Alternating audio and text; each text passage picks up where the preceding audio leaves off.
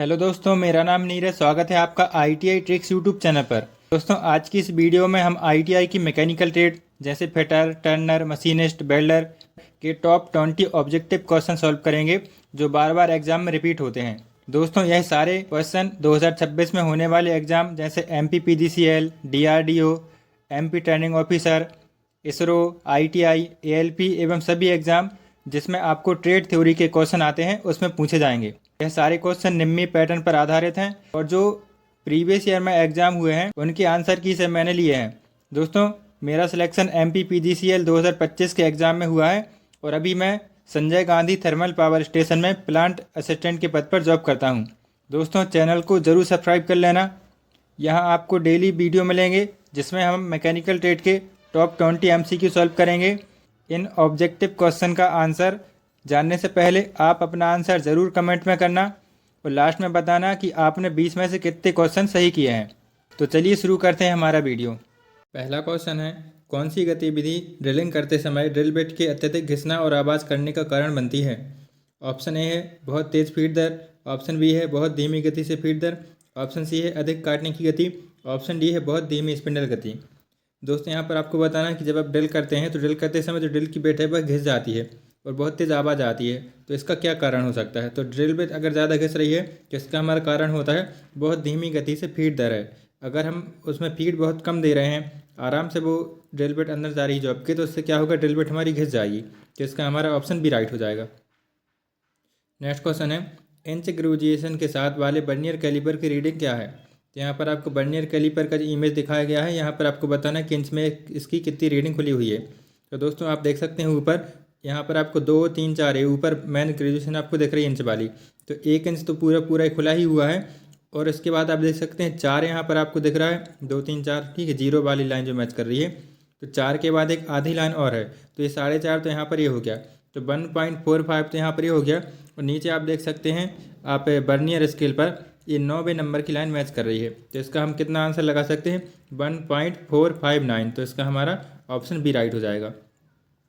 Next question देखते हैं, combination set के किस भाग का उपयोग 90 डिग्री और 45 डिग्री के कोण को चिन्हित करने के लिए किया जाता है?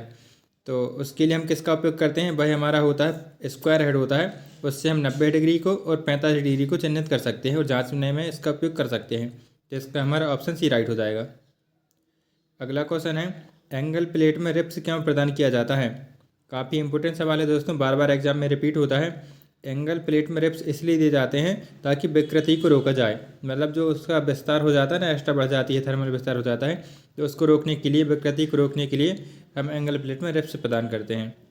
तो इसका हमारा ऑप्शन भी राइट हो जाएगा। 5वां क्वेश्चन है, इस बी ब्लॉक के प्रकार की पहचान करें। यहाँ पर आपको बी ब्लॉक का इमेज दिखाया गया है, आपको बताना है कि कौन से प्रकार का है। दोस्तों, जो बी ब्लॉक हैं वह हम बता सकते हैं इनके ग्रुप के द्वारा कि इसमें कितने ग्रुप हैं और कितने लेवल कटे हुए हैं, उस हिसाब से हम ग्रुप बी ब्लॉक की पहचान करते हैं। तो यहाँ पर आप देख सकते हैं ये हमारा डबल लेवल वाला बी ब्लॉक है, ऊपर और नीचे दोनों साइड इसमें लेवल आपको दिख रहे हैं, ग्रुप आपको एक दिख रहा है, साइड में जो रहता है उसको ग्रुप बोलते हैं। तो ये सिंगल ग्रुप है, तो इसका हम राइट आंसर क्या लगाएंगे? Double level single group B block. Next question है, स्टील की कितनी कार्बन कंटेंट फोर्ज हो सकती है? तो स्टील में कितना कार्बन मिला सकते हैं भाई, आपको बताना है। तो स्टील में दोस्तों हम 1.7% कार्बन मिला सकते हैं, तो वो उसमें इतना फोर्ज हो सकता है, जिसका हमारा ऑप्शन बी राइट हो जाएगा। 7वां क्वेश्चन देखते हैं, कास्ट आयरन में ड्रिलिंग के लिए किस कटिंग फ्लूइड का उपयोग किया जाता है? काफ़ी इंपॉर्टेंट सवाल है दोस्तों, एग्जाम में बार बार आता है ये। तो कास्ट आयरन में हम किसका उपयोग करते हैं? कास्ट आयरन को तो सूखा से लाते हैं दोस्तों, तो इसका हम राइट आंसर लगा सकते हैं ड्राई एयर जेट। तो ये आप काफ़ी इंपॉर्टेंट सवाल है। और जो हमारा एल्यूमिनियम होता है, तो एल्यूमिनियम हम किसका उपयोग करते हैं? कैरोसिन का उपयोग करते हैं, ये भी बार बार एग्जाम में आता है। तो चलिए 8वां क्वेश्चन देखते हैं, रेडियल ड्रिल मशीन में एक्स के रूप में चिन्हित भाग का नाम दें। तो यहाँ पर आपको रेडियल ड्रिल मशीन का चित्र दिखाया गया है, आपको बताना है कि जो एक्स में चिन्हित कर रहा है इसको हम क्या बोलते हैं। तो ये हमारा होता है क्या? ये हमारा स्पिंडल हेड होता है, यहाँ पर आप स्पिंडल को फंसाते हैं और ये आगे पीछे दाएं बाएं कहीं भी इसको हम घुमा सकते हैं। तो 8वें का हमारा ऑप्शन डी राइट हो जाएगा, स्पिंडल हेड। 9वां क्वेश्चन देखते हैं, HSS high speed steel drill जिसका व्यास 24 mm और काटने की गति 30 मीटर पर मिनट के लिए माइल स्टील की ड्रिल करने के लिए धुरी गति ज्ञात कीजिए। तो आपके यहाँ पर कटिंग स्पीड बताना है। तो कटिंग स्पीड का फार्मूला अगर आपको याद होगा तो आप इसको सॉल्व कर सकते हैं। तो दोस्तों कटिंग स्पीड का फार्मूला क्या होता है, पाई डी एन बटे 1000। ये फार्मूला इसका होता है। पाई का वैल्यू आप रखेंगे 22/7। डी यहाँ पर आपको दिखाया गया है, व्यास का मान 24 mm है, और एन मतलब आप बता सकते हैं इसकी गति कितनी है, ठीक, काटने की गति, आरपीएम इसको भी हम बोल सकते हैं। तो 30 मीटर पर मिनट ये है। तो इनको हम फार्मूला में रखेंगे और जो भी जैसे कट रहा होगा उसको हम काटेंगे। तो राइट आंसर हमारा कितना आएगा, आप इसको सॉल्व करके देख सकते हैं दोस्तों। तो ये हमारा 400 आरपीएम इसका आ जाएगा यहीं कटिंग स्पीड। तो इसका हमारा ऑप्शन सी राइट हो जाएगा। नेक्स्ट क्वेश्चन देखते हैं। छेद में रिवेट डालने के बाद प्लेटों को निकट लाने के लिए किसका उपयोग किया जाता है। तो जब हम प्लेटों को निकट लाते हैं, रिवेट जैसे हमने लगा दी है, तो उसके बाद दोनों प्लेटों को एकदम सटा के हम उसमें रिवेटिंग करेंगे। तो उसके लिए हम किसका उपयोग करते हैं, रिवेट सेट का उपयोग करते हैं दोस्तों। तो इसका हमारा ऑप्शन सी राइट हो जाएगा। 11वां क्वेश्चन देखते हैं। बैंड स्निप का उपयोग क्या है। तो बैंड स्निप का क्या फ़ायदा होता है, क्या उसका काम रहता है। तो वह हमारा होता है सर्कुलर कट लगाने के लिए। जब भी हमें गोलाकार या सर्कुलर या कोई भी कर्व में काटना होता है तो हम बैंड स्निप का उपयोग करते हैं। तो हमारा डी आंसर इसका राइट हो जाएगा। 12वां क्वेश्चन है। लीवर शियर के इस भाग का नाम बताएं जो एक्स के रूप में चिन्हित है। तो यहाँ पर आपको लीवर शियर दिख रहा है। तो नीचे वाले भाग को हम क्या बोलते हैं, निचला ब्लेड बोलते हैं। ऊपर वाले को ऊपरी ब्लेड बोलते हैं, और ऊपर जो दिख रहा है उसको हम आर्म बोलते हैं, लीवर आर्म। तो इसका हमारा निचला ब्लेड ऑप्शन सी राइट हो जाएगा। नेक्स्ट क्वेश्चन देखते हैं।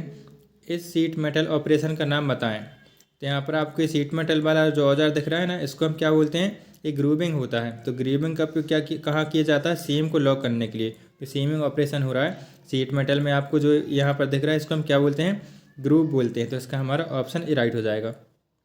14वां क्वेश्चन है। जिंक कोटेड आयरन का नाम बताइए। यहाँ पर आपको ऐसे आयरन का नाम बताना है लोहे का जिसमें जिंक की कोटिंग की जाती है। तो उसको हम क्या बोलते हैं, जीआई शीट बोलते हैं। जीआई मतलब क्या होता है, जस्तीकरण, ठीक है, जस्ता चढ़ा हुआ लोहा इसको हम बोलते हैं। तो इसका हमारा ऑप्शन डी राइट हो जाएगा। 15वां क्वेश्चन देखते हैं। 2000 mm की लंबाई, 500 mm की चौड़ाई, 4 मिलीमीटर की मोटाई और 7.85 ग्राम पर सेंटीमीटर क्यूब के घनत्व वाले स्टील प्लेट की वजन की गणना करें। तो यहाँ पर आपको दोस्तों ये क्वेश्चन पूछे कि वजन यहाँ पर जरूर लिखा हुआ है, लेकिन इसको हम कैसे सॉल्व करेंगे। जो हमारा द्रव्यमान वाला फार्मूला होता है ना, द्रव्यमान बराबर घनत्व बटे आयतन। तो इसका हम फार्मूला लगा देंगे, जो द्रव्यमान वाला फार्मूला होता है, तो उससे हम इसका राइट आंसर लगा सकते हैं दोस्तों। और आयतन कैसे निकालना रहता है, तो आयतन का जो फार्मूला रहता है लंबाई गुणा चौड़ाई गुणा ऊंचाई। तो 2500 और 4 इनका हम जब मल्टीप्लाई करेंगे जो भी आंसर आएगा वह हमारा द्रव्यमान होगा। और यहाँ पर घनत्व इसका दिखाया ही गया है, इसका कितना घनत्व डेंसिटी है। तो इसको हम फार्मूला में सॉल्व करेंगे तो कितना राइट आंसर आएगा, 31.4 kg इसका राइट आंसर आएगा। तो हमारे 15वें का ऑप्शन भी राइट हो जाएगा। नेक्स्ट क्वेश्चन है। जंग और घर्षण के लिए कौन सी शीट धातु अत्यधिक प्रतिरोधी है। तो जंग और घर्षण से बचाने के लिए सबसे अच्छा कौन सी धातु होती है, एल्यूमिनियम होती है। यह काफ़ी अच्छी धातु होती है, इसका वजन भी काफ़ी हल्का होता है। इसका उपयोग हम कहाँ करते हैं, ज़्यादातर जो हवाई जहाज़ बनाने वाले कारखाने होते हैं वहाँ पर इसका उपयोग किया जाता है। तो इसका हमारा ऑप्शन सी राइट हो जाएगा। 17वां क्वेश्चन है। नियमित षष्ठभुज के फ्लैट से फ्लैट तक का साइज की गणना करने का सूत्र क्या है।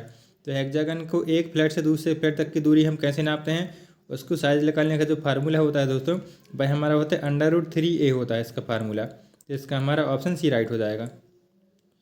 18वां क्वेश्चन है। सीट मेटल वर्क में स्टैक का उपयोग क्या है। तो सीट मेटल वर्क में हम स्टैक का जो उपयोग करते हैं उसका क्या फ़ायदा होता है, उसको हम बोलते हैं दोस्तों सपोर्टिंग पीस बोलते हैं। ये सपोर्टिंग औजार होता है जो सहारा देने के लिए हम उपयोग करते हैं स्टैक का।